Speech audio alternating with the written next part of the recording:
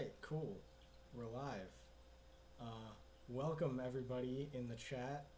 Uh, Today we're talking about chapter 4, specifically chapter 4.1 and 4.2, because the whole chapter is like a million Brazilian pages, and we don't have time for that shit right now. So we're gonna cover half. Nope.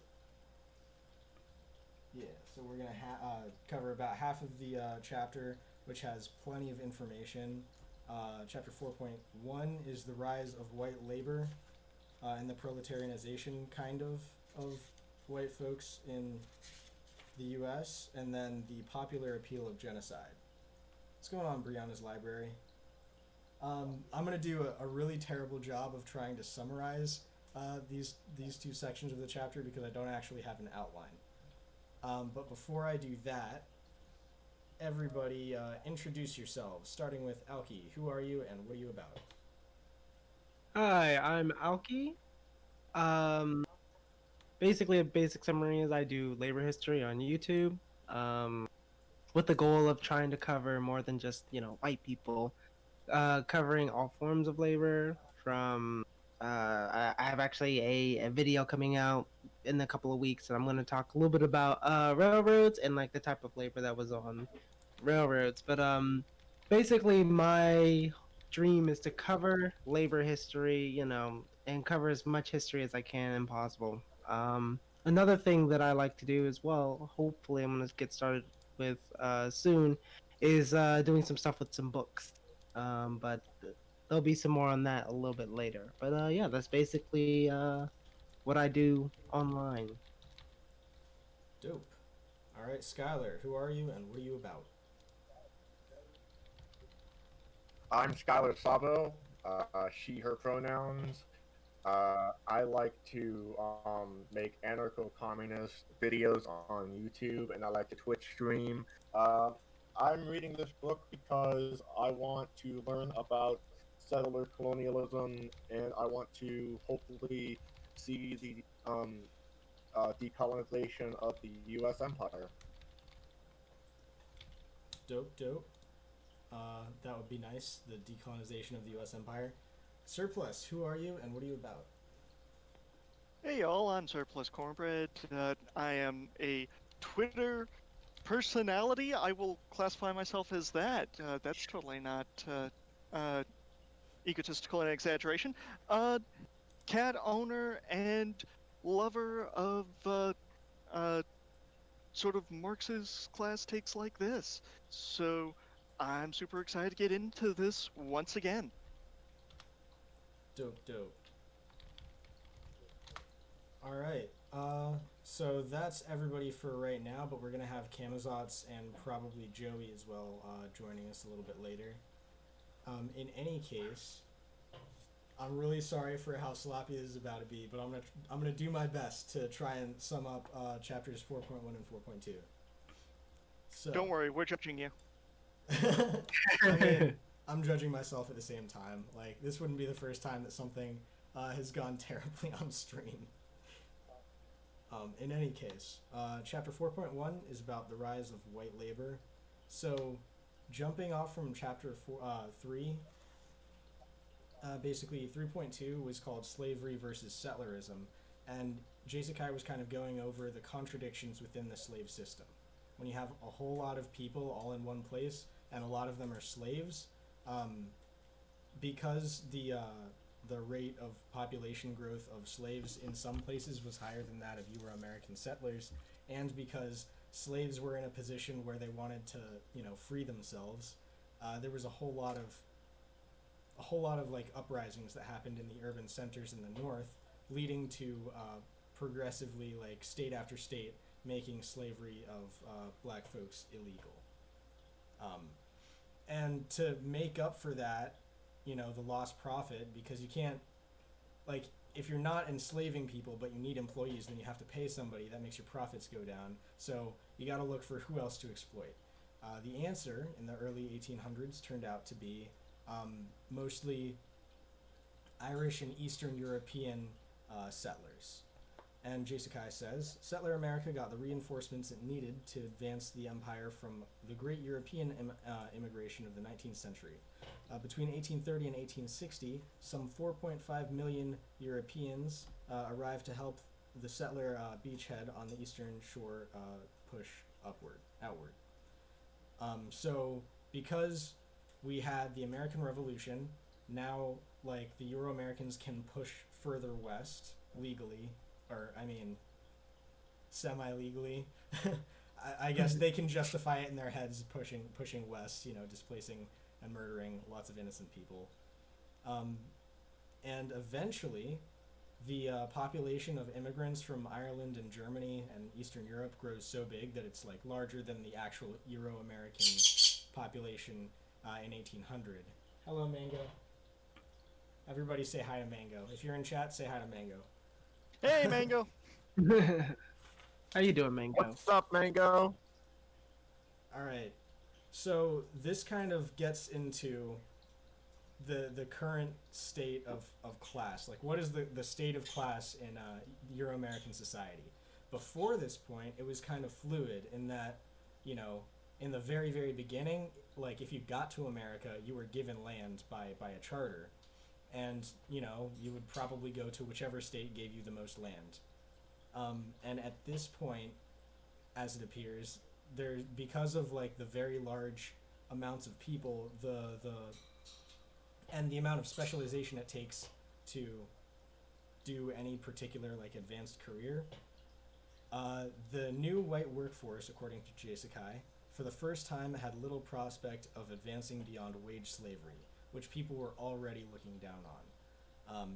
So J. Sakai's kind of crux of this whole chapter is that, quote, all this was but the outward form of proletarian class consciousness, made all the more convincing because those white workers subjectively believed that they were proletarians, the exploited, the creators of all wealth, the sons of toil, etc., etc. Oh, he previously, before this, says that, the rise of immigration and wage labor means that there were also at the same time trade unions developing. So back to that. In actuality, this was clearly untrue. While there were many exploited and poverty-stricken immigrant proletarians, these new Euro-American workers as a whole were a privileged labor stratum. As a labor aristocracy, it had, instead of a proletarian revolutionary class consciousness, a petite bourgeois consciousness that was unable to rise above reformism. What we find is that this new class of white workers was indeed angry and militant, but so completely dominated by petite bourgeois consciousness that they always ended up as pawns in the various bourgeois political factions. Because they clung to and hungered after the petty privileges derived from the loot of the empire, they as a stratum became rabid and reactionary supporters of conquest and the annexation of oppressed nations. This kind of manifests later on in the chapter, where we're talking about folks like Andrew Jackson, who started what's called Jacksonian democracy, wherein people who do not own land get to vote. And that's where the phrase, vote yourself some land, comes from. So, after this point in the early 1800s and, wage labor, the rise of wage labor and stuff, there are these liberal reformers like Van Buren who, have these sort of, liberal reforms, land reforms and voting rights for people without land and stuff, but it's pretty much always at the cost of either African people who are now in America or the indigenous population. Van Buren actually, in New York State, had a reform convention where he allowed people without land to vote, and he allowed some small number of Africans to vote. And in J. Sakai's words, Van Buren paid for this in his later years when opposing politicians such as Abraham Lincoln attacked him for letting any Africans vote at all. So we'll probably get more into the specifics, but pretty much everybody knows, given the Trail of Tears and the westward expansion, Andrew Jackson was terrible for the indigenous population, possibly more so than any other president before him. The second part of Chapter 4 is the popular appeal of genocide. So, given the state of the contradictions within the slave system, detailed in Chapter 3, specifically Chapter 3.2, we're presented with not a qualitative change in whether or not slavery should be a thing, but a qualitative expansion of like the previously existing contradictions. So there, where we saw things like slave uprisings and different slaves like rioting and heavy concentrations of them in the South, like all of the problems that came with that are just like way more now, to the point that during the Second Seminole Wars, where there were supposed to be a bunch of soldiers who were slaves fighting the Indians, the slaves instead joined the Indians and lived in their society with them.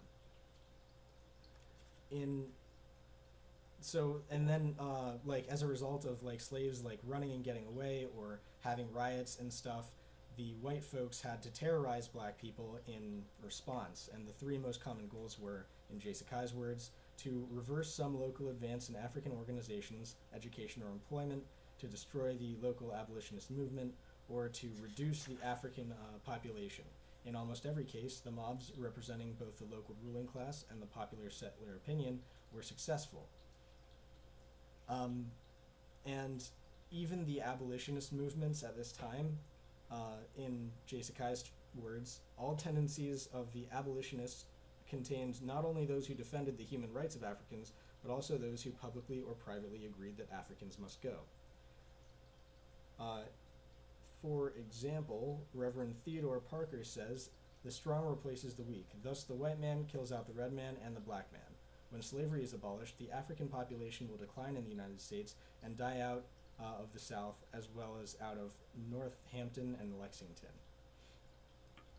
So, in this situation, they're hoping that, like, okay, if we free the slaves, they'll just, like, be really dumb, and we'll eventually kill them out and take all their shit and expand our settler empire. And it's a bit more detailed than that, but I think I've gone on for long enough.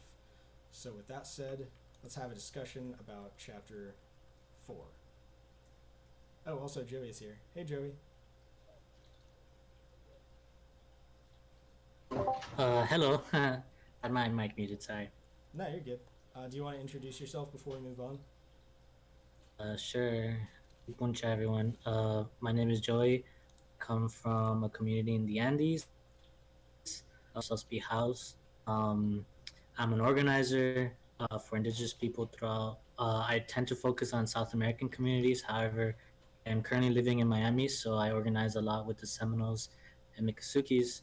So I am quite aware of Seminole and Miccosuke history in South Florida, as well as like the Black Seminoles, which are slaves, the runaway slaves that joined forces with the Seminoles to essentially fight the English when during the Seminole Wars and become part of the tribe. That's dope. And it's really good to actually have like somebody who is indigenous here to talk to us. So, did anybody want to add anything to my like really bad summary of Chapter 4? It was a good summary. So I don't have much to add to it. Okay. Word. So, actually, Surplus, you had you wanted to talk about Martin Van Buren, I think, right? Yeah. So that was a pretty interesting piece of what was talked about, because I think that Martin Van Buren can, just from like, if people know about him, they sort of think of him as a sort of more upper classy type guy, but he was running on this, for settler society, populist platform of like expanding voting rights to whites, and restricting it for others, of course. So, and of course, he was a big ally of Jackson. So the fact that he gets sort of a special mention and that his populism is pretty much completely tied up with uh, things such as voting yourself some land or uh, disenfranchising the black population. I find that a little bit interesting, just as sort of a parallel to how you can sometimes see particularly white leftists in the US talk about how they're never going to be able to afford a house. So, and of course, they went all in for Bernie, who, via his redistribution policies, maybe could make that a possibility. So there still is, even to this day, something like a land hunger, sort of like what existed in that time that Sakai's talking about. Yeah, actually, like I'm 100% sure. I know quite a few people who would like consider themselves like really progressive and would vote for Bernie like in hopes that they can one day own a house, have a plot of land, maybe themselves like invest in real estate and stuff like that. So yeah, I definitely think that like the land question is still a thing.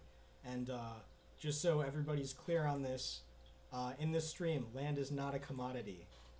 Anybody who has any other opinions of the land question, of land being a commodity, like leave the stream, please.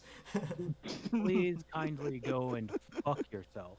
Camazotz, you're here. BTFO. I'm glad you could join us. Do you want to introduce yourself real quick or no?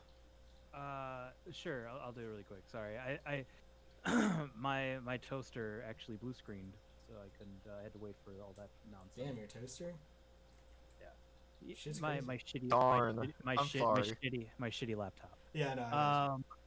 I Hi everybody. I'm Camazotz Alter, Camazotz_Alter on Twitch. You can find me. I'm usually hanging out talking about marginalized voices within the left, predominantly focusing on the global south and First Nations people. If that tickles your fancy, please come and check me out. Dope. Speaking of marginalized voices on the left, Joey, did you want to say anything about the Seminole Wars? What I will say is the Seminole Wars happened 3 times essentially. It was happening between the Creek Nation, actually north of Florida, and it forced Seminoles and to migrate down south into Florida. And as Seminoles kept migrating south, anytime they encountered runaway slaves, they invited them to join forces with them because what they saw was when they allied themselves with black folks, they were able to defeat English, and so these black folks ended up becoming their own clan, so to say, in the Seminole tribe. And after the 3 Seminole Wars happened, like the last one was the most deadliest of all Indian wars. It lasted the longest, and it was the most expensive of Indian wars. It led to the Seminole Nation of Florida to have only 300 surviving members. And to give you a perspective, today there's about 4,000 tribal citizens in the Seminole and Miccosukee tribe. Miccosukee tribe are just more traditional Seminoles, I guess you can. People don't know the difference between the two communities. And it really is just that is the Miccosukee kind of disagreed how to preserve the culture from the Seminoles, and so they split off into different communities. They were always different per se, but they're just like, I guess you can say, like sister tribes. Not to mention that Tequestas and Calusas and other communities in South Florida, including Taínos, joined up with the Seminole Nation and other descendants make up that. Seminole tribe is a post-colonial identity. In other words, before 1492, that tribe did not exist. After 1492 is when that tribe existed, because it's Seminoles really just means like a runaway wild person. Uh, it's from a Spanish word, cimarrones. And so what essentially happened was the Cuesta, Calusa, Taínos, and then the Creek nations, from Louisiana, Alabama, etc. Essentially, it makes up what is now known as the Seminole Nation of Florida. Got you. Uh-huh. Word. Great summary. If you don't mind my asking, one thing that has come up again and again in our discussions here has been how the settler society treated the land as something as a commodity, as previously mentioned. Do you know how the Seminoles viewed the land and how they uh, lived on it, parceled it out, stuff like that? So prior to 1492, obviously, like a lot of Native people see the land as like a living entity. For example, my community, we call the land Pachamama. She's literally our mother, right? And so that is my relationship with our territories. As she's our mother, she provides for us, she gives us. She's essentially our comrade. Seminoles and Miccosukis also see environment as kind of like a living entity, so much so that they even consider water to have life. Like they think that heard Mikasuki members telling me that selling water is wrong because you're trapping a living entity in a small container, right? Um, it is not to say that they're that capitalism, like they're immune to capitalism, right? They are, because they are the unconquered tribe. In other words, they never signed a treaty. They got their sovereignty without signing a treaty. One of the only tribes in the United States to have done that. And so they got sovereignty, and then because of things like bingo and tourism, they managed to become a very wealthy tribe. So they protect their territory very well, and they preserve their territory very well. During the expansion of South Florida, Seminoles and Miccosukis were not allowed in the Everglades in their territories, and so I forgot what president, but a president made South Florida kind of like a national park. They saw that it wasn't prospering. They saw that the plants were dying. They saw the environment dying. They didn't know what to do. So one woman, I forgot her name, but she basically invited the Seminoles and Miccosukis to go into the territories and have access to it, and the environment started thriving. So I guess you can say that there's a difference between Western philosophy of how we perceive the environment and indigenous ones. Indigenous ones see ourselves part of the environment. We are innately belonging to the environment. Westerners tend to separate themselves. They almost see the environment as an opposing force, something that needs to be conquered, as opposed to a lot of Native people see the environment as something that we live next to, our neighbor, our sister, our brother. Even our clans, there's certain clans, like for example, Otter clan. If you come from the Otter clan, you cannot eat an otter because that is your brother, that is your sister.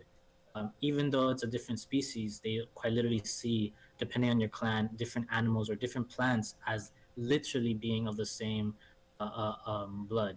Is so easily put. So they don't see land as like a commodity. However, there are contradictions. Example, when one of their reservations became a casino or tourism so that they can profit off of it, obviously they're not necessarily being as environmentally friendly as, let's say, the Miccosukis would be.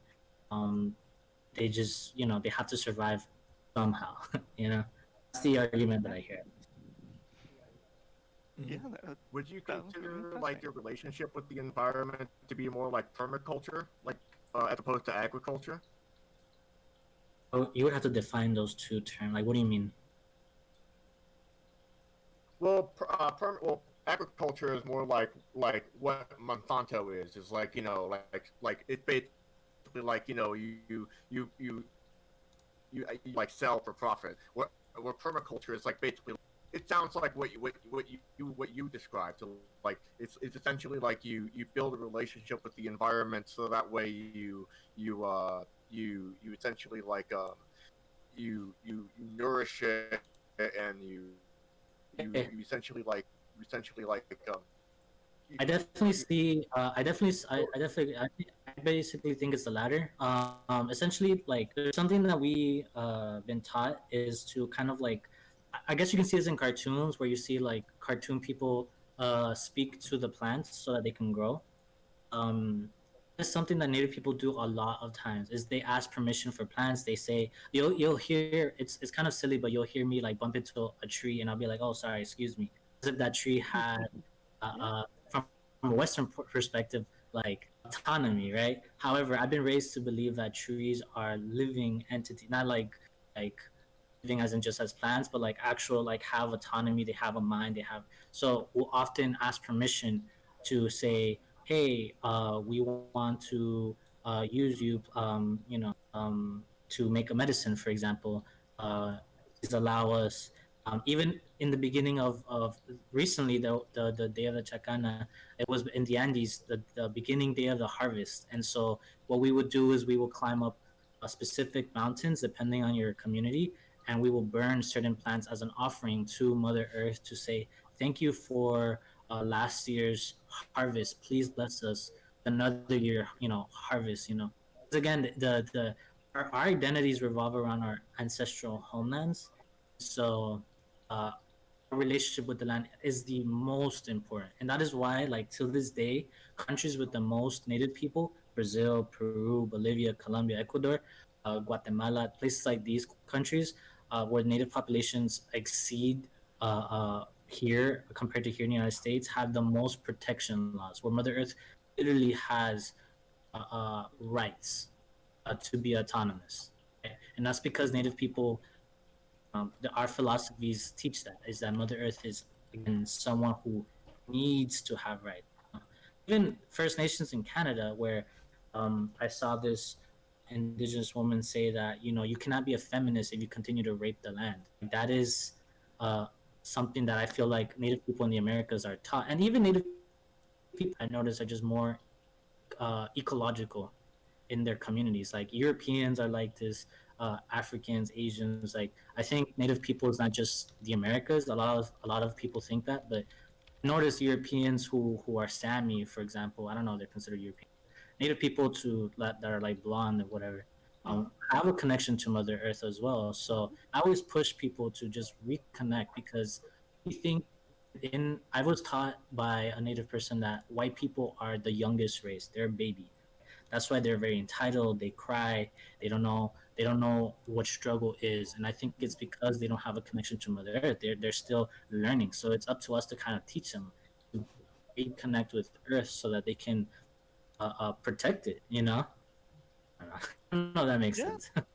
Oh, that makes a lot of sense, and I think this is almost a perfect contrast to what we've been talking about in our previous discussions on, like, the settler approach to the land, which certainly doesn't view the land as something that you have connection to. And in many cases, the land is only what you can get out of it and then transition it over to these commodities, these markets, or speculate on it. Because one thing that comes up in these chapters is there's this sort of undercurrent of settlers always going out to speculate on land, not to have it as something that they want to use or anyone they care about to use, just something that they're going to technically own and sit on, and then maybe someday somebody else will come and buy it and just sit on it. Yeah, that's actually how basically all the railroads expanded. Like the entire network of American railroads basically expanded with, okay, so we're gonna buy up all of this, or we're gonna get the land granted to us, not even gonna actually spend any money on it. Yeah, right.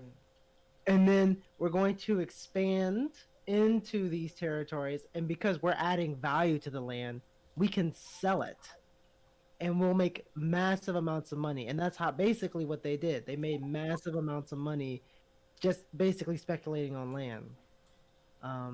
Facts. That's Yeah. why they're extremely corrupt. This might be like the third or fourth time that I'm mentioning this, but John Locke's argument was for like uh, how it was like completely totally fine to just like settle other people's land and like build your own civilization on it. The reason he thought that that was okay was because the Indians had no concept of currency. There was the statement that you can't have, what was it? You can't have common land and civilization at the same time. You have to pick one. And that, like, because the Indians did not make things profitable, their ownership of the land was not legitimate. So all of those statements, plus the bourgeois nature of settler colonies in general, result in this kind of thinking. Even in settler trade unions, which I'm sure you know a whole lot about, right, Alki? Or Yeah. okay, cool. So what kind of trade union formations would we have seen in the early 1800s? So at the very beginning, you didn't really see like trade unions per se, but you saw a sort of protoform of it, which was basically workers at a particular workplace organizing. It wasn't recognized by the employer. Like for pretty much most of the 19th century, employers refused to recognize trade unions. But a lot of the early like organization was basically sort of trade societies that weren't quite unions, but they were almost like an equivalent. Like you could almost compare them to sort of modern trade unions today. But what I find really interesting about like the organization of labor during the time period is before you see all these trade unions and really wage labor, you have guilds. And so guilds were basically organizations of craftsmen, and the way that they organized themselves were, you would, as a small child, basically go and you would learn the trade, and within reason, over the course of your life, the next 20 years, it was reasonable for you to be able to actually earn enough capital and enough, you basically become educated enough to open up your own shop, right? It's sort of the same thing with like if you look at southern farmers, right? Even if you were a relatively poor southern farmer and you maybe didn't even own any slaves, or you would own maybe one or two, you had a pretty reasonable expectation that by the end of your life you could own a decent plot of land. Um, and so what we see with like labor organizations though is that more or less some of the early ones, like if you look at like the 1830s, right? The 1830s, you don't really see, you do see some like labor organizations that are like, okay, our goal is, for instance, let's say the 10-hour day, or it is shorter hours, or maybe it's like higher wages. It just depends. But explicitly, they are hostile. They're hostile not only to women, of course, but they're hostile to blacks, specifically because they feel that the blacks undercut their wages. That basically, rather than organizing with black labor, they want black labor removed completely. I actually have a quote here. If I can pull it up. In so, like for instance, in New York and Pennsylvania, like a lot of people in New York and Pennsylvania were highly against abolition, and they were against abolition in the South because they felt that the moment abolition happened, the moment that the slaves were freed, they would all go to New York and Pennsylvania, and they would undercut all of the white man's wages. There's a newspaper that even says it here. They said if Lincoln is elected today, you will have to compete with the labor of 4 million emancipated Negroes. The North will be flooded with free Negroes, and the labor of the white man will be depreciated and degraded. And so, for much of like the early 19th century, that was the general feeling of white labor and like white labor unions and how they organize themselves, which is they organize themselves away from blacks to resist blacks, especially the Irish immigrants that came during like the mid to late 1840s. They often did organize themselves. They organized themselves in various different trades, like longshore work is a great example. And often, whenever they would organize, of course, the employer would say, "Well, I'll just bring in black labor as scabs." Oh, And so, no. And so Irish immigrants, right? They didn't fight their employer. They fought the black scabs. Mm. Um, and so like that is kind of like the general idea of like early labor unions and early labor organizations from like Your the audio is 1860s and your audio is breaking up. 70s. Could you could you repeat all of that? Your audio kind of broke up a bit. Sorry. Oh, okay. Yeah. Am I better now? Yeah, you're better now. Okay, great. I just wanted to say that this is all this history is really establishing something that I think people who are often critical of the book settlers don't really get, and that is that Sakai's not making an argument that white people are this other class, therefore they oppose like black liberation or that for Native Americans. Instead, he's noticing this very phenomenon where whites are actually, in fact, opposing universal liberation and opposing uh, any sort of advancement for the most oppressed people. So then, once you have that backed in mind, there needs to be an explanation.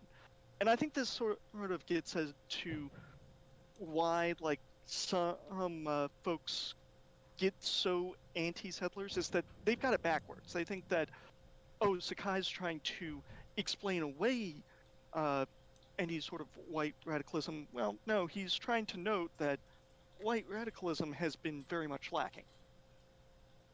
Yes, absolutely. And when when Alki was talking about how the Irish workers would try to fight the black folks who were brought in as scabs, it reminded me of William Z. Foster, who was like a really high up dude in the Communist Party of America. The Communist Party of America, who said that the blacks are like a trained race of class traders or a trained race of scabs, one or the other. But like William Z. Foster, like one of the people who is in his position supposed to be one of the most theoretically advanced for radical work, was saying something ridiculous like that.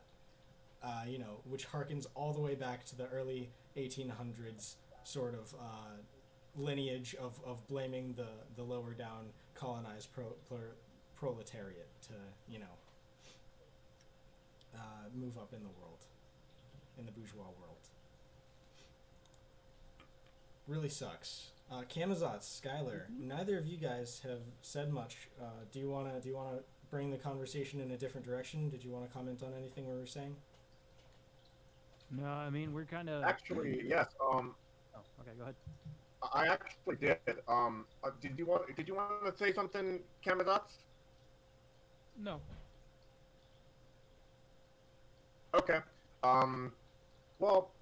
There's a bunch of statistics that I actually used in a video one time.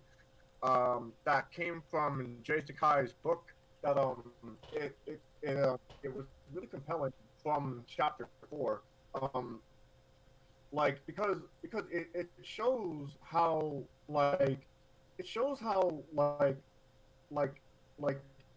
how do I put it? It shows how the Cherokee society were, I guess, for lack of a better term, established in their society. Like if you go to page 60 in at least the copy that I have, it says here they have a Presbyterian church, or a Presbyterian church reported that in 1826 report, that they had 76,000 houses,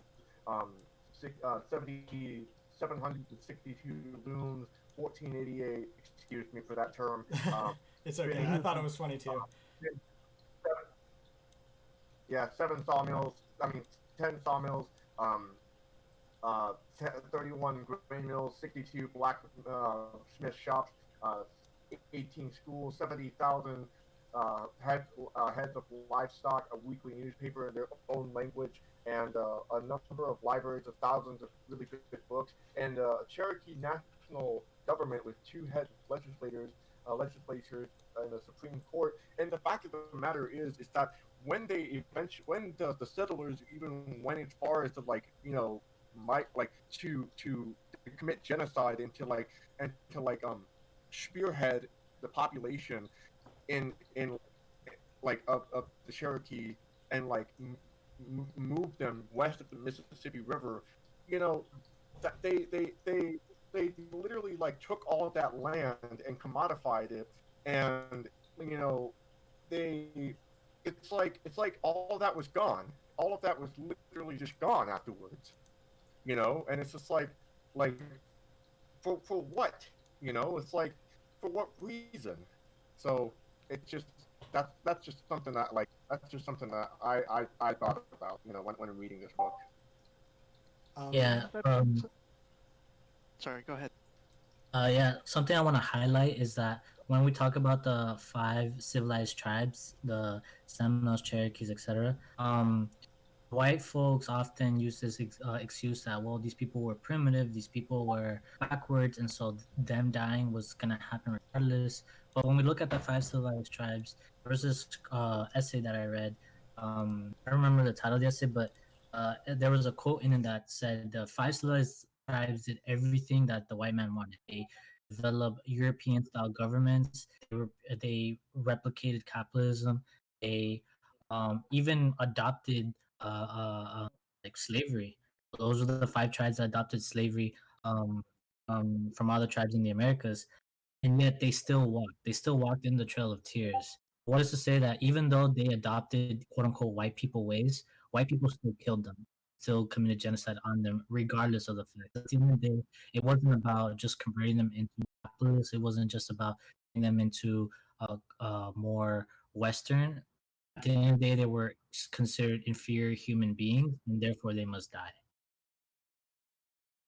Yeah, absolutely. And you can see there is this sort of contrast in strategies that you can see between the Seminoles and the Cherokee, where Cherokee are doing things which were completely legal and peaceful. They won their Supreme Court case saying that they couldn't be removed and completely ignored. So while both those tribes were devastated by the assaults of white settler society, uh, at the very least, the Seminoles got to keep their land, at least some of it. So it this kind of harkens back a little bit to the chapter 2, where it's about how much can uh, the oppressed folks ally with settler society, and the answer is not much, if at all.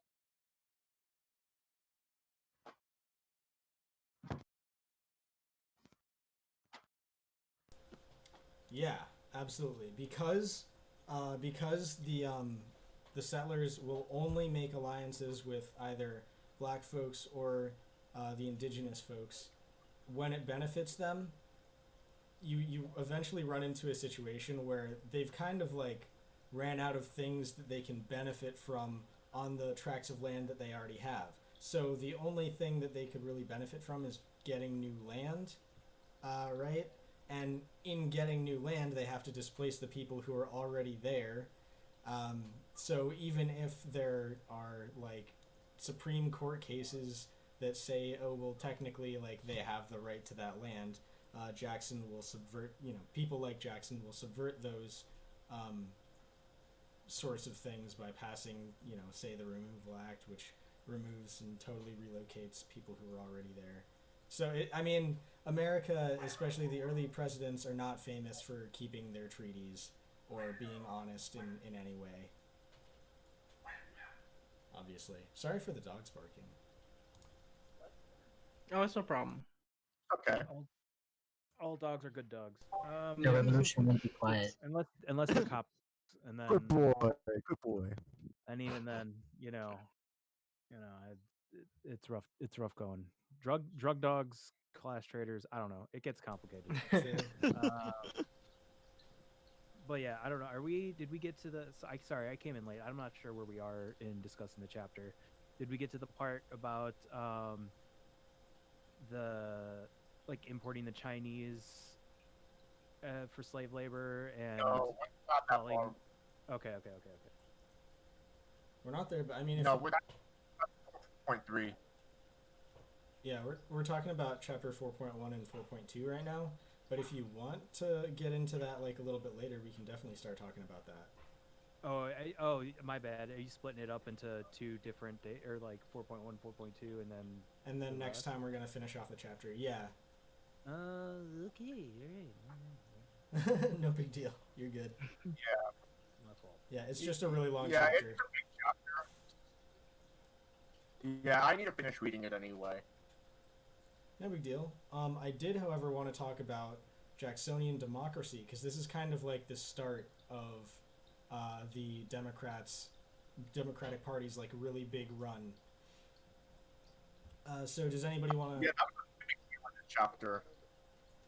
Anybody want to say anything about Jackson Oh, before I start?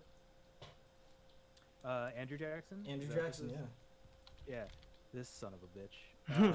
Facts. Yeah.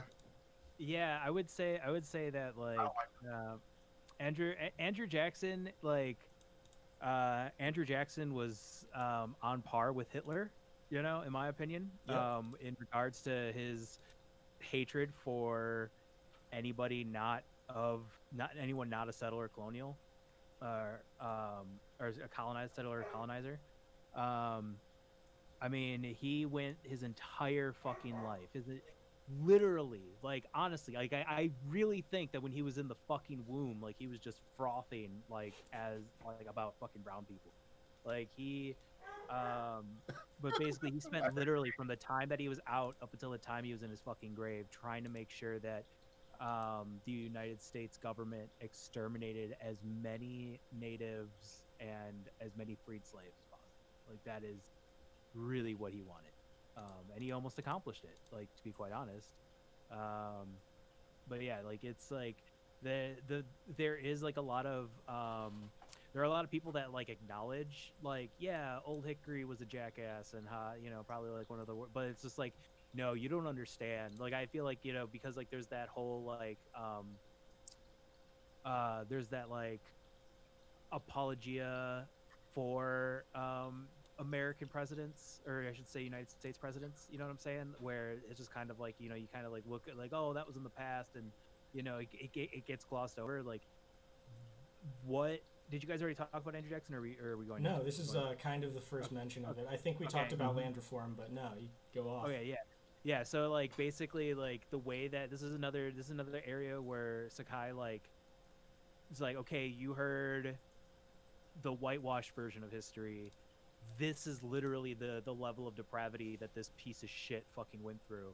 From like, the fact that like this is like one of the presidents that would like get into duels, like I think like on the House floor, like over Right. like his right to go ahead and murder indigenous people and to take away rights from freemen. Like, this is like, yeah, no, this guy is a total fucking piece of shit. And this is like another part of the book where it's like, like, hey, Americans, y'all history, your history isn't, or I should say like, hey, you United States, you blah, blah, blah. Hey, you assholes, your history isn't as clean as you think it is, right? Like, like Andrew Jackson is the United States Hitler, like 100%. Like, just it's Jews instead of Jews, or Eastern Europeans, or whatever. It's once again indigenous, Mexicans, or I should say like anybody that was before the or like before they started like going over to start cleaning us out from California and all that shit. So it was like, yeah, like it was just an absolutely reprehensible piece of shit. In this whole chapter, like this part of the chapter really brings it to light. Like, I didn't like him before, but this chapter really made me like fucking like, I was like, are you? Like, I was pissed. Yeah.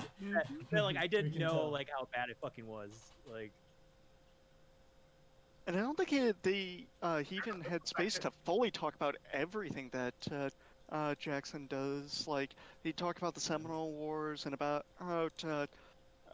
the the Indian Removal Act, but I don't think that they talked about his actions during the Creek Wars during the War of 1812, unless I missed that part, where in essence, right as the United States has decided to go to war with Britain a second time, uh, Jackson just runs through modern day Alabama and Mississippi, uh, burning Creek settlements left and right, uh, absolutely destroying them as part of or something that doesn't get noticed as much in the overall 1812 war.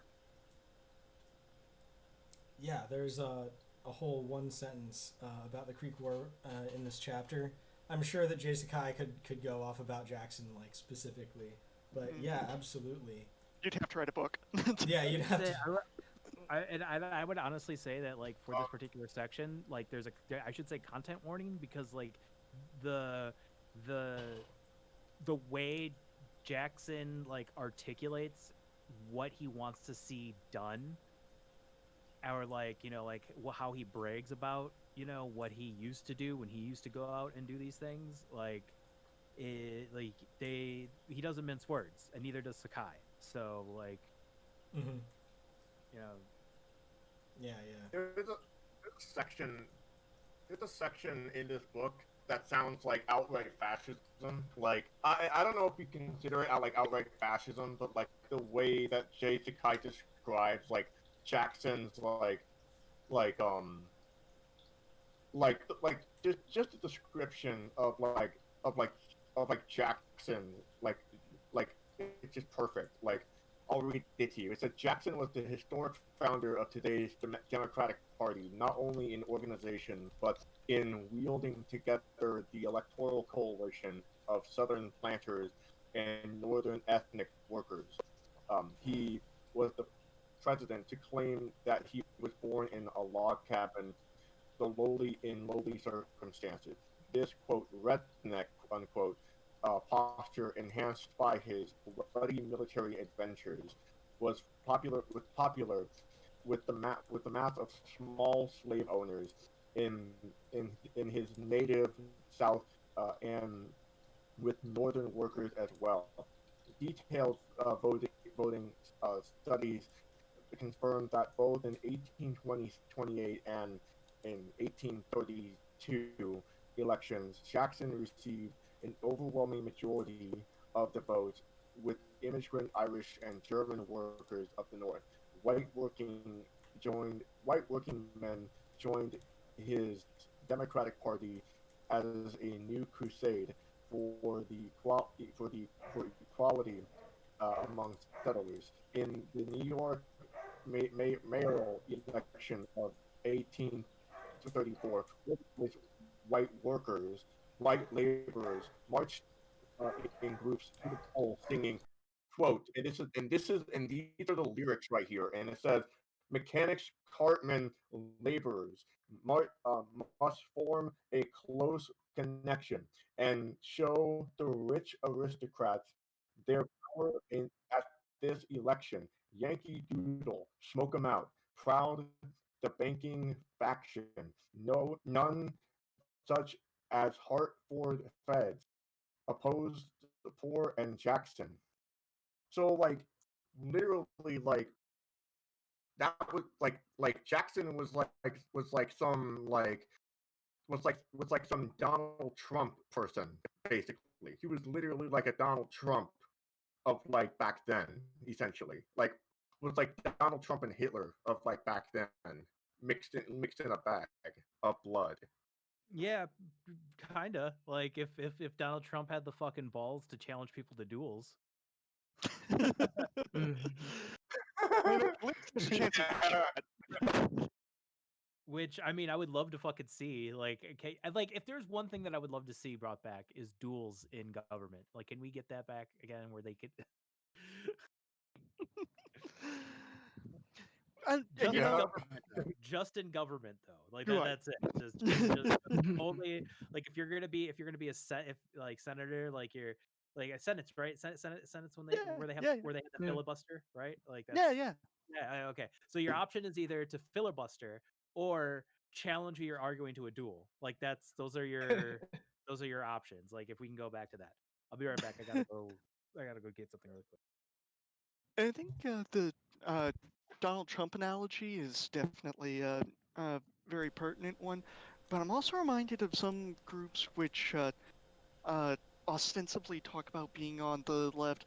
I think one example is like Matt Stoller with his workerism, where what you do is you combine like this idea that, oh, there's this white working class we've got to reach, and we've got to like get them to oppose the rich capitalist guys, but they don't necessarily have a very strong theory of what they want to do next, or they don't talk about it anyways, and they don't have much in the way to say about any sort of racial oppressions, any sort of decolonial or even just anti-imperialist type politics with it.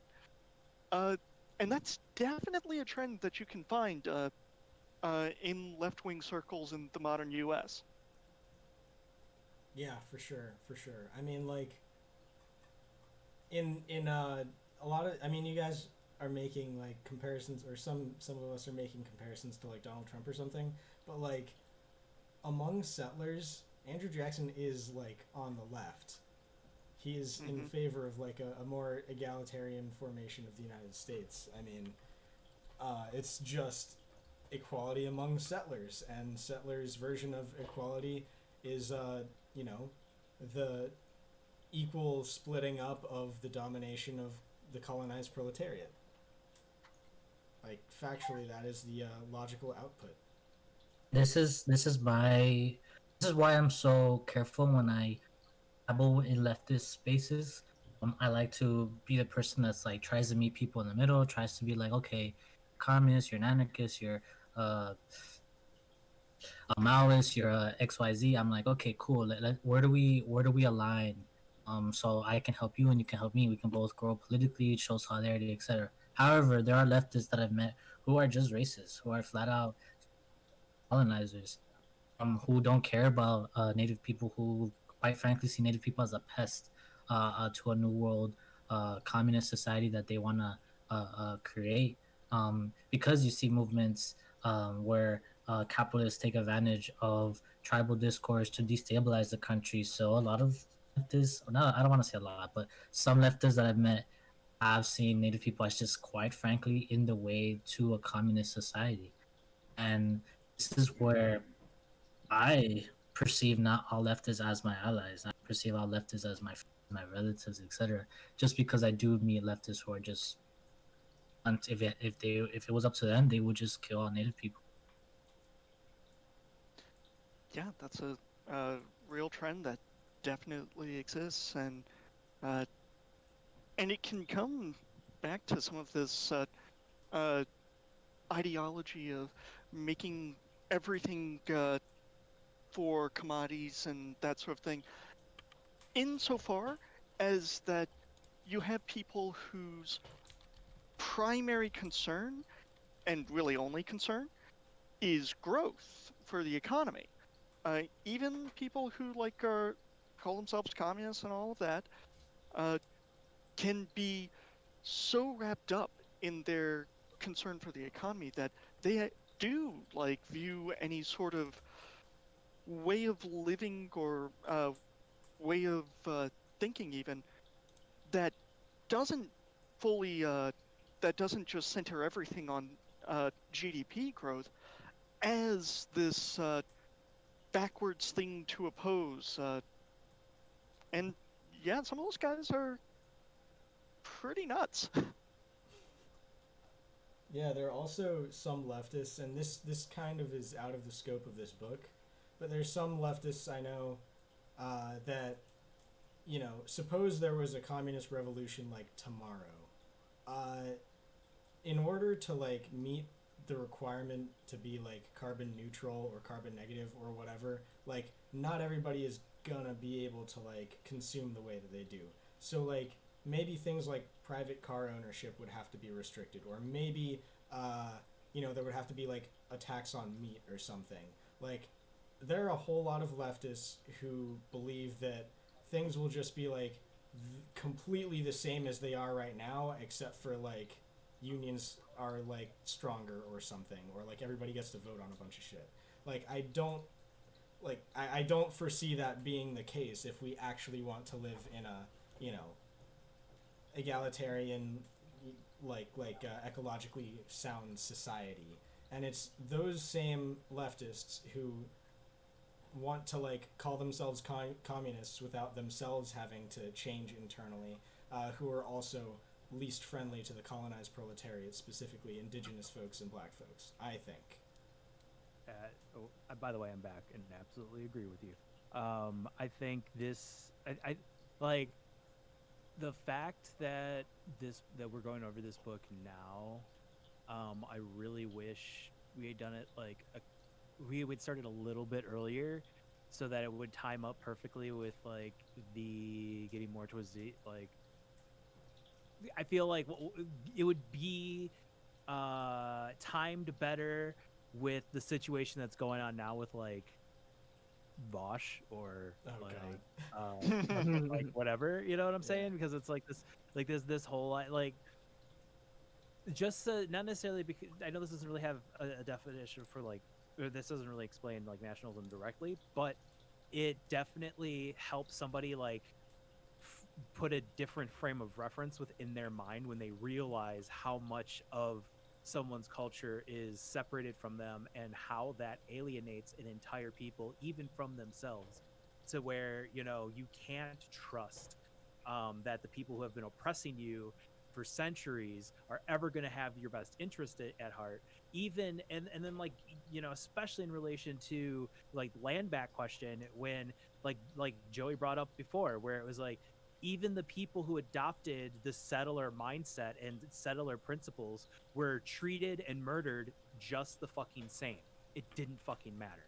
So to sit there and like put that same amount of hope and faith that like some white leftist who still has their head up their ass is going to have any different feelings to them, like, is naive. Like, you need to fucking like, this is why it's so important that people like engage with content similar to this fucking book. It makes me sad, just because I have a soft spot for Vash. I do, just because he was the one that introduced me to like the online leftism. I didn't even know this was a thing, to be honest. I wasn't involved in left book. Like, if you go through my Facebook, it's really I'm just interacting with people in the Andes, like what they're doing. So I had no idea about first world leftist spaces online until I met Vash and he invited me to the stream. Do see all the discourse of what's going on, and to me it's frustrating because I can just tell these people don't know what race even is. They're equating white with black, and that has never in the existence of those concepts been equal. So this equation of it's almost like a white person saying white pride and black pride is the same, when white pride is based on genocide, enslavement of what they consider inferior people, and black pride is literally survivalism. And so when we talk about white nationalism versus black nationalism, they're two opposing things. They're not the same in any way, shape, or form. And if these people read more, people of color, if these people talk more about race in a more in a more nuanced way, they would understand this. I'm not really surprised that Vosh went this route, though, just because even when talking about Latinos, he still perceives Latinos as a racial group. And when I explained to him that Latinos are not a race, it's an umbrella term for a lot of people, different people that do not see ourselves as monolithic. He still saw the cure to racism as, oh, we should just all be mixed race and then racism will be gone. And that is a very American first world view of race, where in the United States the one drop rule makes you a person of color. However, in Latin America and on other parts of the world, a different version of white, and it's not the one drop rule doesn't exist the same way in the United States. That's just not a thing, and that is why even though Brazil is one of the most mixed places in the world, it's still aggressively anti-black. It's still aggressively anti-indigenous. Mhm. It's kind of leftists from the United States don't listen to people outside of these first world borders. You know, they don't talk to people from the third world or the fourth world. If you talk to them, they'll explain to you the most simplest ways of how race isn't this, how race is different than what it is perceived in the United States, and how we talk about black nationalism or indigenous sovereignty or even the land back question. Like, no native person is literally wanting to deport every white person to Europe. That is messy. That is not what land back means. Land back is quite literally, in the most simplistic ways, is defining our relationship with the land. How do local communities interact with the land? How can we use local communities? That includes non-native people. All local communities who have developed relationships with the land. How can they help people who lost connection? You know, there's a lot of people that just don't know how to grow their own food. Let us change that. That is a part of land back. The mission of that is to reintroduce a more ecological culture to the everyday person. However, Yeah. that nuance is lost with, I guess.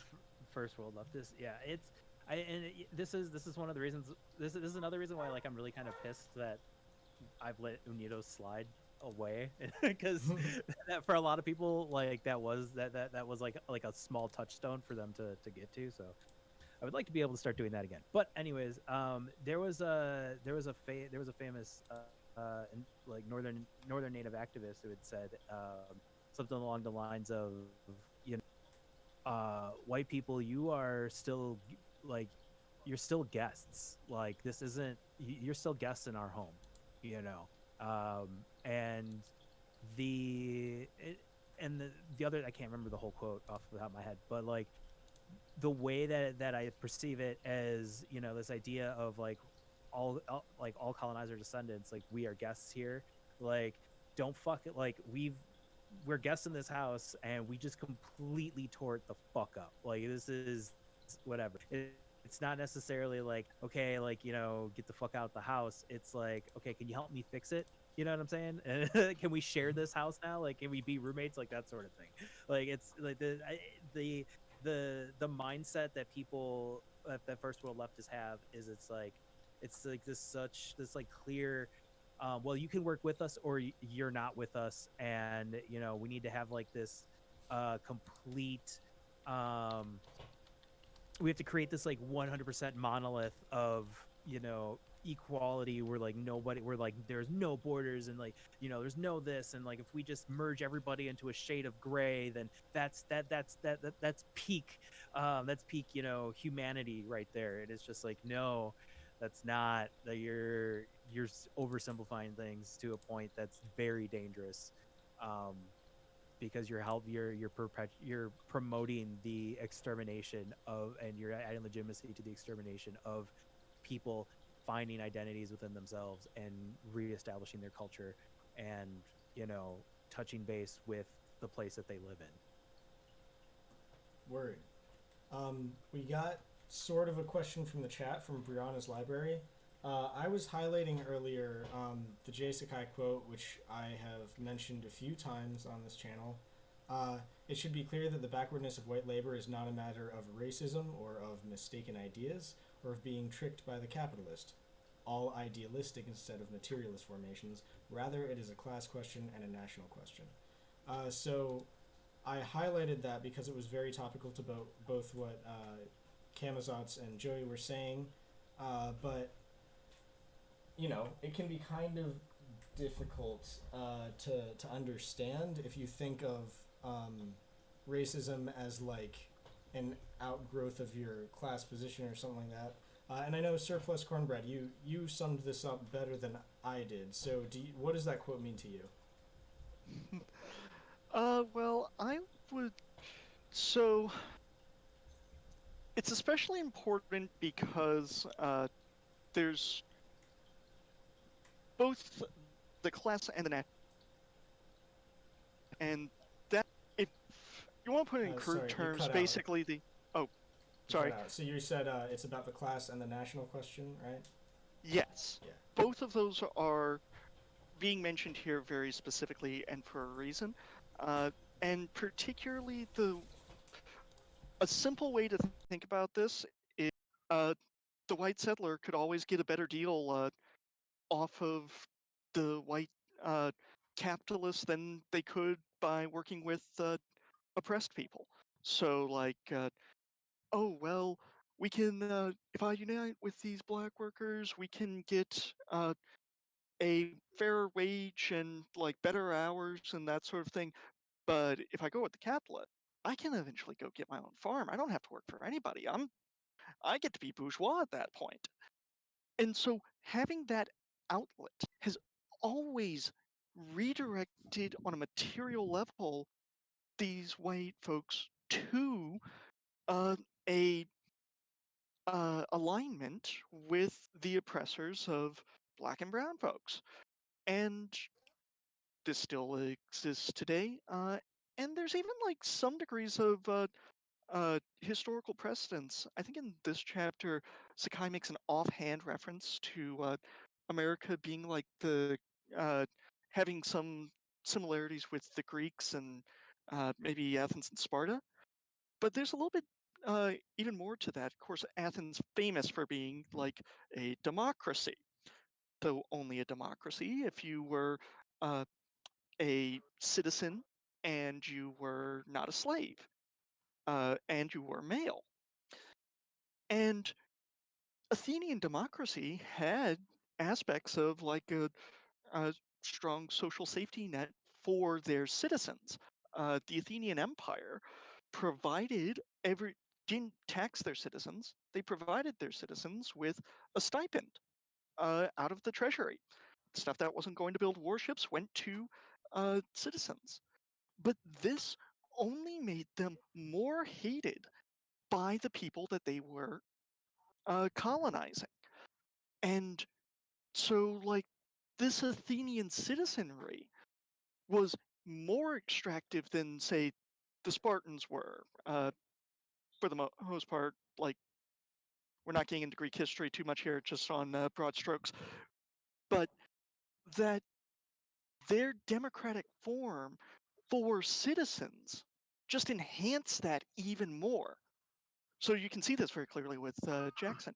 The democratic form for the white settlers just made them even more capable of taking from the natives, taking from uh, blacks, and taking from other people that they would import in.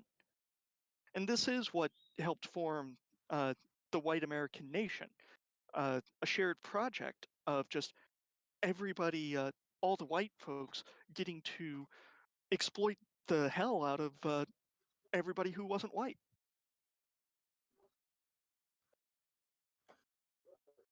Can I read That was good. my chat? If you, oh, sorry, you have a question from your chat? Yeah, would it be all right if I read a question from my chat? I don't think they're a bad actor at all. I just feel like it's something that should be addressed. That like I just feel like maybe we can have some people from the somebody from this chat could address. Yeah, absolutely. Could I just like sum up the answer to Brianna's question Go like for it. really quickly? Okay. So, Go for it.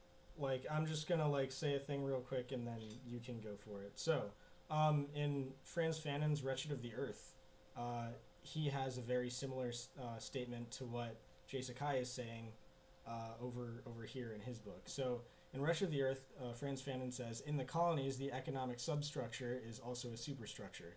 The cause is the consequence. You are rich because you are white. You are white because you are rich. This is why Marxist analysis should always be slightly stretched every time we have to deal with a colonial problem.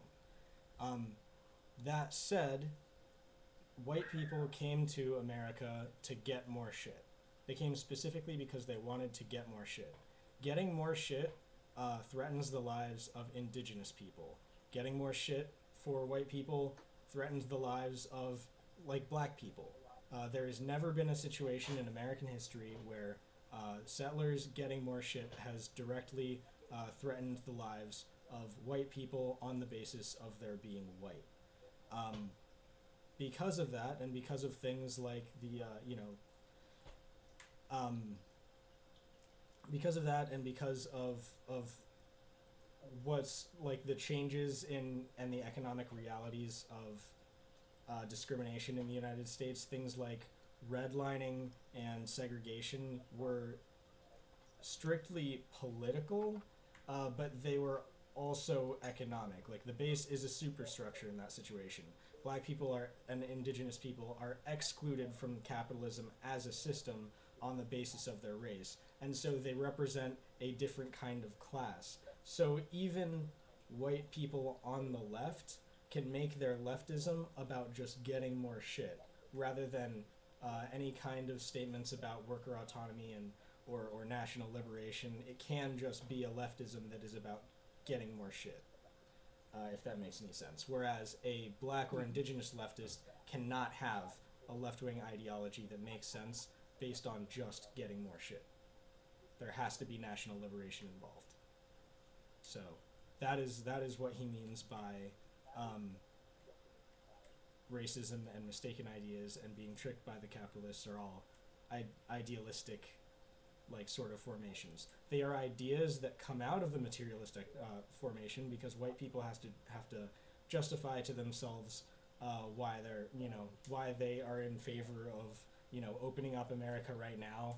They might not say that it's racism or whatever, but relying on what people say that they think is idealistic. You have to look at what the economic reality is to understand what the function of their thought actually is.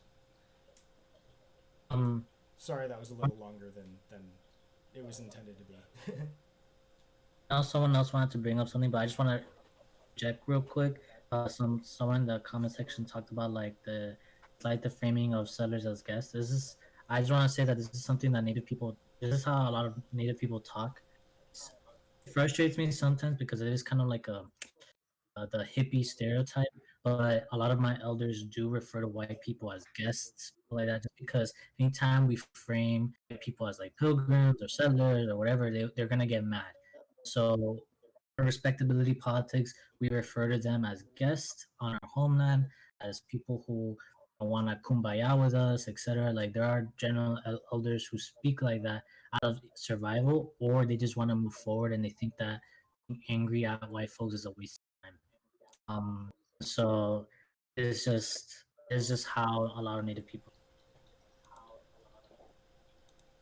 Word. Got you. So Zabo, sorry to leave you hanging for so long, but yeah, read the question from your chat. So from my chat, I don't think they're a bad actor. I think I just feel like they might not understand, but or they might be coming from a different place, from a different perspective. I'm not entirely sure, but I'd like your guys' input on this. But they said that they settled in like 1900. They said that they're from Germany and they're German and they're from Russia. Their ancestors were from Germany and Russia. And they don't consider themselves colonizers. And but when I responded to them, I said, "You are a colonizer, and so am I. At least we're descent of colonizers. It doesn't mean you're a bad person. What you do as a colonizer is what matters." And then somebody else from the chat said, "In a historical sense, you are one. You benefit from the exploitation that is still going on today." And then that person who the original person said who in question said, my ancestor were considered colonizers from Russia, being German. So I don't know if it's really a negative thing to most people unless you're colonizing a non-white. So what's your take on that? Well, I mean, number one, I'm a little confused at how the question was worded. I'm not gonna lie, but white folks in general who migrate to the United States. It's complex, right? I'm not gonna sit here and say that every single white person is a conquistador. I'm not gonna sit here and say everyone came on the Mayflower, etc. I know white folks came in various degrees of time. And Native people also teach this. We have elders saying that, oh, they came and we helped them. Right? And that, again, another reason why we call them guests is because Native people sometimes accepted white folks with open arms. Some of them even joined the tribe. You know? And varies depending on the nation, I guess you can say. Like the Wampanoag Nation with pilgrims, for example. A lot of Wampanoag folks, their ancestors helped pilgrims, right? Not necessarily in the dinner thing, but just in general, how to farm, how to survive. And so, that being said, every single white person in the United States today benefits from stolen land. So you may not be someone who thinks of yourself as, oh, I descend from the people who came here and killed Indians. You come from Germany. I mean, income, money, wealth did go back to these territories. You can't say that you're free from colonization just because white folks in general benefit from the erasure of indigenous languages. They benefit from the stealing of the land. And they made these cultures illegal. And now, if you look at today, a lot of companies steal native imagery in general and sell it, make companies out of it, right? Yeah, some of the logos and shit are like flagrantly racist too. Yeah. And Hitler went to the Americas and saw the reservation systems and said, "Hey, I'm going to develop the same systems." And so where did they go? They went back to Germany and made the ghettos based off the reservations, right? So, I mean, white folks trying to escape the category of colonization or settlerism or whatever should not be your goal, because at the end of the day, I can't sit here and say this is your ancestry, this is blah blah blah, like that. That's just it's a moot conversation. But what are you doing in your everyday life to make sure land back is happening? What do you do? How are you helping local communities or wherever your family settled? Or how are you helping local communities? I mean, I think the nuance of like whether every single white person is settler or not is irrelevant. I don't really care if you're white. You're going to be benefiting from racism, from structural racism in general. That conversation I think is a moot one. It doesn't really lead anywhere. Word, I definitely agree. And I would say that it gets to the comment of, what was it? It was like white people can only be called settlers if they're not colonizing white, or if they're colonizing white people. Is that what it was, or am I misrepresenting that statement? The last thing he said was, so I don't know if it said, so I don't know, it's not really a negative thing to most people unless you're colonizing a non-white. That's what he said. Well, then I would say that. Then I would definitely suggest that he reads up on like the Scottish, Welsh, and Irish situation, because those, for all intents and purposes, those are white people that have been colonized and settled upon. Well, they're considered white over here at this point in time, yeah.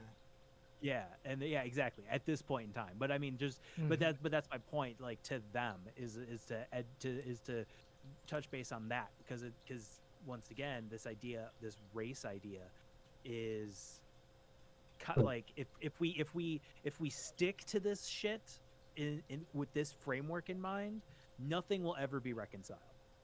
Like, and once again, Joey touched on that. Like this Western idea, this first world idea of race, like, is holding back a lot of fucking conversations that we need to be having. I do think in general race is very, very. So when we talk about like the conversation. What'd you say? I'm sorry. They're saying. they're saying that we're taking them out of context a little bit. So go ahead, Joey. You were gonna say something, but apparently we're taking them out of context a little bit. But go ahead, Joey. I'm sorry.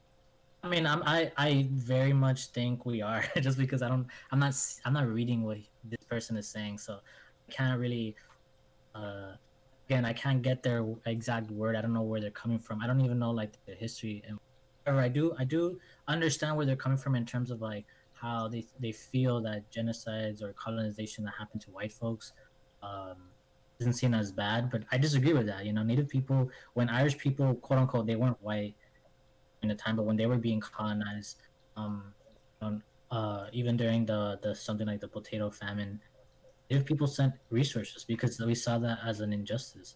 I'm not here to say that we need to colonize white people, that we need to enslave white people. I think that's a dumb argument to make. I think we need to recognize all the oppression that has gone out through the world under capitalism, and I do think why I've always been about uniting even poor white folks. Anyone that has talked with me talks about how I'm always defending the rural white person. I don't demonize them constantly just because they're white, right? I understand that because of lack of information, because of propaganda, they're taught to think a certain way, and I don't blame them for it. I try to meet them halfway when it comes to that. But I do think it's unfair to say that colonization happening to white folks is bad when I tell people all the time to even white folks to look back into their ancestral ways that Europeans stole. You know, Europeans is an imposed identity onto a lot of indigenous groups in Europe, right? And so I think that's an unfair point to make to say that people don't care about colonization if it happens to white folks. I think it's actually the one topic that people are taught about is how, you know, Europe colonized other European places. Like I know more about Italy, France, Spain, Britain than I do nations up here in North America, and I'm Native myself. You know, I don't know. Yeah, I would agree because just thinking about like my community, if you talk to, for instance, people who are descendant from like Irish immigrants here, they they can understand that. Like when I try and explain colonization and settler colonialism to them, and unfortunately I use black or brown people, it's like they don't really, either they don't get it or they don't want to get it. They don't really want to care, right? But as soon as you start talking about the Irish, all of a sudden then it clicks. You know what I mean? Which I hate. But unfortunately, that's like almost the only way to introduce the idea of colonialism to them is like, wow, really? Do you live in Boston I just gotta... or something? What is this? No, I don't actually. But but it's kind of that bad. And I think what I'm noticing too is like people don't really know the history of colonial. Like they know the basics, and a lot of them don't actually even know the basics, but they know just enough to pass a high school class, you know? But once you start trying to get into the actual details, like they don't know any of it. They don't know any of the colonialism of black or brown people, right? But I remember in school having to spend like a good amount of time learning about the Irish potato famine and like basically colonialism through the lens of the Irish, right? And so I think that unfortunately, like that's how I have to approach colonialism for many people, like especially like if they're not leftist. If they're not leftist, it's almost like I got to use this as like a gap so I can bridge them to, okay, so let's talk about colonialism for brown and black people because that's much worse, right? Like unfortunately that's how it is. But one thing I do also want to respond to this person about is like there's this sort of idea amongst some white people that like, oh, my ancestors came after all of this was done, therefore like I don't have to wrestle with this. Knowing Better did it in a video, like he was like, oh, you know, this is something you guys got to figure out. My ancestors came after all this was done, and it's like, no, that is not yeah, true. That is exactly what you that's a yikes take. Holy Facts. shit, that's a yikes take. He gets to be white. like in his everyday life. The Right. moment that you actually note, hey, what the fuck happened? Oh, it wasn't me. That's basically what that is. It's like, Yeah, that's that like white guilt shit. It's like people want to avoid feeling guilty so much that they find a way to just displace the blame onto something else, and it's and just so everybody can be clear, if you believe that people of color can make white people feel guilty about their whiteness, then like get out. Leave. People of color cannot make white people guilty for being white. That is I want to say that not it's some white folks. I don't think some white folks say that out of guilt. I will say that some white folks just generally feel that way just because, I mean, they were recent immigrants, and so they're very disconnected to even the American identity. So that's why I'm trying. I don't know this person. I don't want to demonize them because again, I'm not speaking to them. I want I to. think they're gone anyways. But What? I said I think they're gone anyways because I just tried reaching out to them in the Twitch chat and I think they fucked off. So Okay. Well, I'm sorry to that. I hope that person has a good day then. Joey, you're just way nicer than us. I'm sorry. Joe, you are like, yeah, you're super I nice. try. I just try my best. Just because, let me tell you, like, um, even just having braids, walking around with braids, I get a lot of people come up to me and ask me questions about genocide, right? So I tend to not like talking about genocide because I'm just like, oh, I heard this my whole life. Okay? The genocide, if it's not the genocide of Native people, it's the genocide of communities in South America.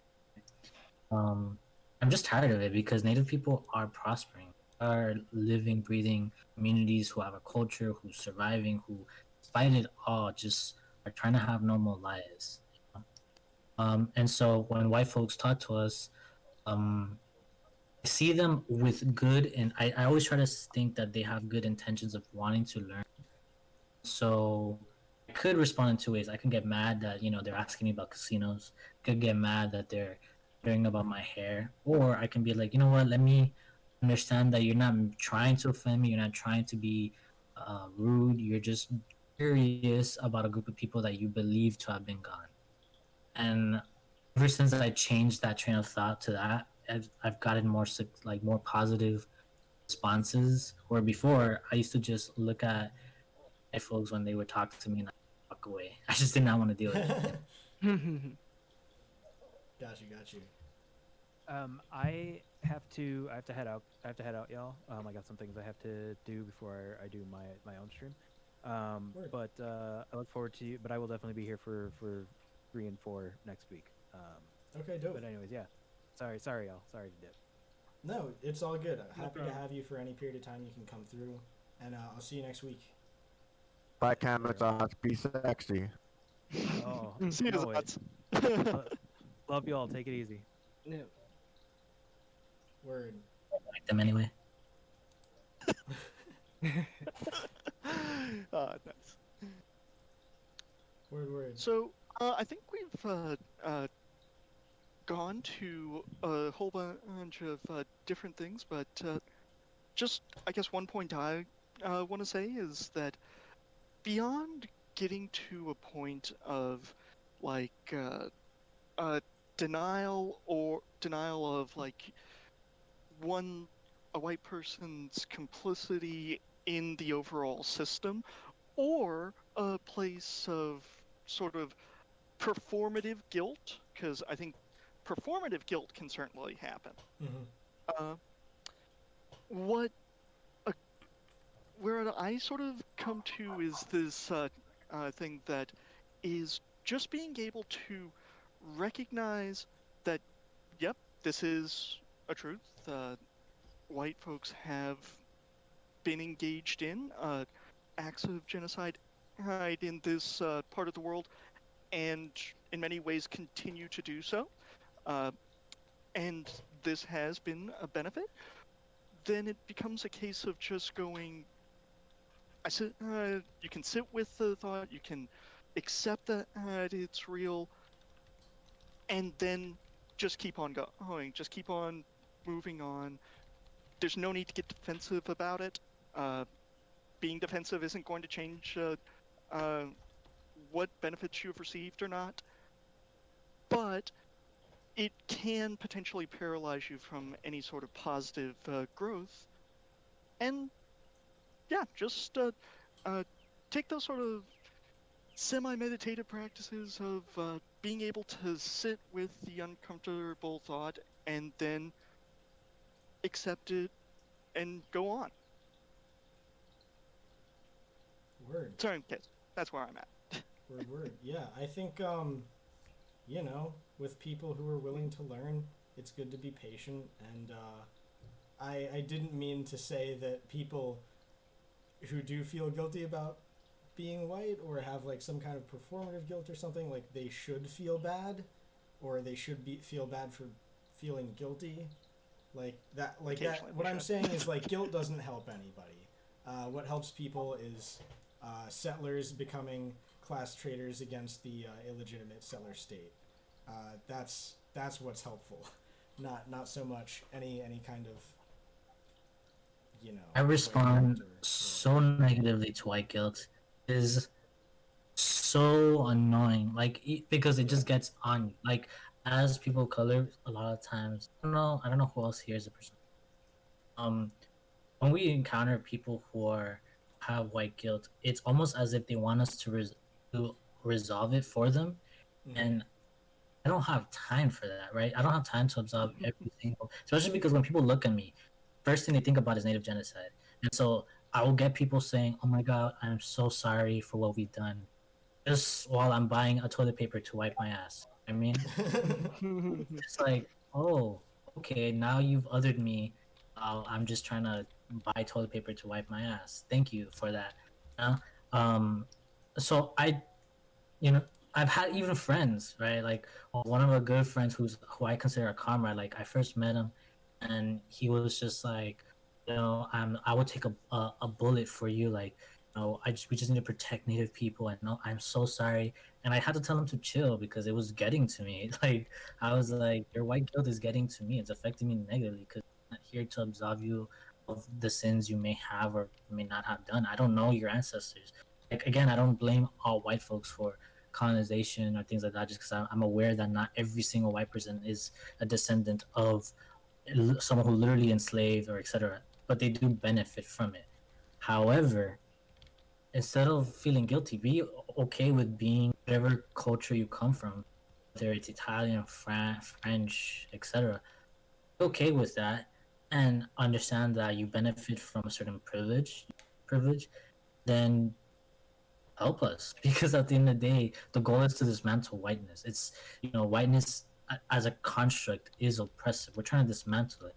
We don't need the white guilt. We need white folks to just adopt a different identity that is not based on oppression or colonialism or genocide. Is to basically get rid of capitalism and to become a comrade.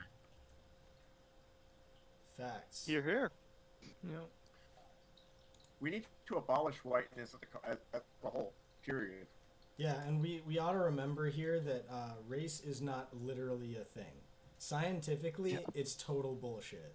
It is like absolute like Frankenstein science that people pulled out of their ass to justify all of the injustices that we're talking about in history. So, like thinking of yourself as a particular race that can't be changed in a very like static sort of way isn't helpful. Also, that actually represents a contradiction wherein you can't possibly like unite with people on a human level if you think that you're intrinsically different from them. That's actually really a great point to bring up, because I've talked to folks in the United States specifically. Like, it's funny to me when I meet, for example, African Americans who travel outside the United States, and let's say they go to different countries in Africa, and then people think they're white, and they come back. I've had black professors who teach black history, shocked that they're perceived as white elsewhere, and I'm just like, I mean, because you're perceived as American, and American is synonymous to white. So in these places, your race, even though you're phenotypically black, your race is changing because it's so fluid. Everywhere has a different perception of race. There are some black communities that consider anyone not black white. There are some black communities that consider anyone not black. There are some black communities that consider anyone not African American white. So it's so fluid. Everywhere has a different perception of race. There are some black communities that consider anyone not black white. There are some black communities that consider anyone not African American white. So it's so fluid. Everywhere has a different perception of race. There are some black communities that consider anyone not black white. right? And in those spaces, I'll be white, right? Because in that community, that's how they make sense of the world around them, because non-black people are anti-black. And so race is, it doesn't exist, it's fluid, it changes depending on the history, location, class, like so many political identity, even language in Latin America, for example. If you can be a pale blue-eyed blonde person, but if you speak an indigenous language, you're no longer white, you're Indian, right? Because at the end of the day, language is shaping your race. People don't understand that, especially from especially from the United States. And for me, it's funny because then they leave the United States, and it's like, oh, Yeah. Mhm. Yeah, I remember. It was. Anybody here know Javi? Yeah.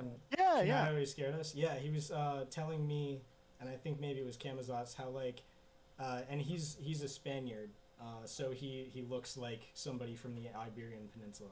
You know, slightly darker skinned than like somebody from England or whatever, and so he took like a trip to, I think it was like Finland or Norway, and all of a sudden like he wasn't white anymore, and he was like, holy shit, is this what it feels like? So yeah, no, 100%.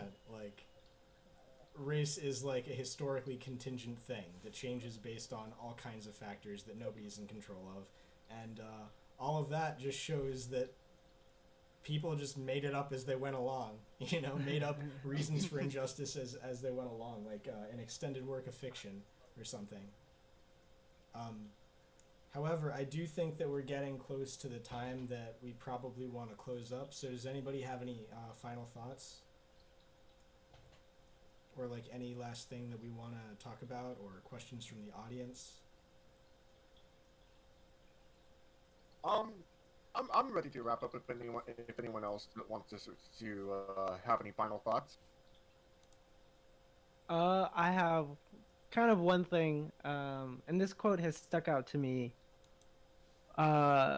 since I started reading.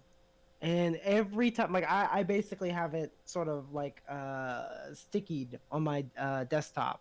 And it says, some comrades mistakenly believe that a white proletariat was born whose trade union and socialist activities place it in historic position of a primary force for revolution, right? And today we've quite clearly seen that was not the case, right? And the thing about it is, I think that we kind of see the same thing with like a lot of leftists today, right? There are a lot of leftists who think that and maybe not specifically just the white proletariat, of course, but they see like the trade union activities and the socialist activities that are going on today and think, oh yeah, we're in a good place for a revolution right now. And um I'm hoping that people, especially if they read this book, they will actually kind of realize that we're in a slightly better situation than the period that we were talking about, the 1800s to the early 1850s or 1860s. Like I think there is this idea that a lot of, and I mean I hate to say it like this, but there are a lot of like white leftists who sort of see us or see themselves in a position where they will be able to force a revolution, and we are so far off from that. And I think understanding that we are so far off from it, we can move ourselves to actually be a force for revolution. Well put. If there is a revolution, it ought to be led by people of color. Just to the Andean people, I believe in Andean supremacy. Thank you for coming to my. I'm just kidding. Nice. All right. Cool. So, Sure. all of that said, I'd like to go down the thing one more time so everybody can like plug your shit and tell us like one thing that you took away from the first part of chapter 4, starting with Alki. So Alki Historiker on Twitter. I don't have any spicy tweets, so if you're looking for that, you know, you might want to look elsewhere. But yeah, on YouTube I do labor history. I should have a video coming out in the next couple of weeks. We'll be talking a little bit about the railroads, and so I'll actually talk a little bit more about like settler colonialism from that standpoint in that video. Though I'm gonna have a future video that's gonna be just completely railroads and settler colonialism, and that'll be who knows when. And yeah, that's about it for me. I think my one takeaway, I would definitely use the quote that I used earlier, because I think it is extremely relevant to understanding labor unions and specifically white labor organizations during that time period. And then it's also a way for us to actually look at today's society, look at today's characteristics, and also say, come to the same conclusion, basically. I would come to the same conclusion about that time period as today. Word. Word. Cool stuff. All right. Skylar, who are you? What are you about? I'm an anarcho-communist Twitch streamer and YouTuber, and I am reading this book because I want to see the decolonization of the U.S. empire. Dope. Skylar actually has their own like reading of all of these chapters too that you could definitely check out if you want even more amazing settler stuff. And yeah, so Surplus, who are you? What are you about? One thing you learned. Yeah, this is Surplus Cornbread, as designated last time, the nicest tanky on the internet. Facts. I am a Twitter user under that name, a lover of cornbread, and the thing that I learned in this chapter, the most interesting thing, is the simultaneous increase of the white franchise with the decrease of the black franchise, since that shit was never talked about when they talked about the Jacksonian Revolution in school. So, straight facts getting learned here, and I hope everybody else is getting that too. True. Absolutely. Joey? So, yeah, name is Joy. Hope y'all enjoyed what I was able to contribute. I'm on Twitter. I make jokes about the Animal Crossing life. Organizer. Twitter's Neoputa. Wrote it in the chat for you. Something I took away, honestly, like some of the quotes that the Jackson president dude said, I was kind of like, oh wow, he was very adamant about, like, I knew through his policies that he didn't like Native people, but he was just very honest about it. And I'm just like, white folks just don't continue to surprise me how honest they are with their racism. Yeah. They just really like did not see us as people, and just like a sad reminder. Like I said, like I understand that times are changing and folks are learning, and I need to just to unite and fight capitalism and create a new society where races it may exist, but it's gonna be kind of like a horoscope. One's being oppressed for being a Scorpio, Wish they were, but it is what it is. Yeah, I think of all of us, Joey definitely has the spiciest tweets on the spicy hierarchy here. All right, so I'm taking that as a challenge. True. All right, I'm Simba. One thing I took away from this chapter, as well as from reading other books like the previously mentioned Wretched of the Earth and Domenico Lacerdo's Liberalism, a Counter History, is that like the more dignity and remuneration that's given to the lowliest of white workers, like the more white workers in general or white society in general has to dehumanize the colonized proletariat, which is like a very stark contradiction in liberal thought, that like all people are created equal, but like if all people are created equal and you have to provide equally for everyone, then you have to dehumanize other people, and it's just a contradiction. So that's kind of what I took away, very similar to what Surplus Cornbread was saying. And barring that, I think this was one of the best streams that I've had. So thank you very much for joining me in it. And everybody have a great night. Peace. Hey,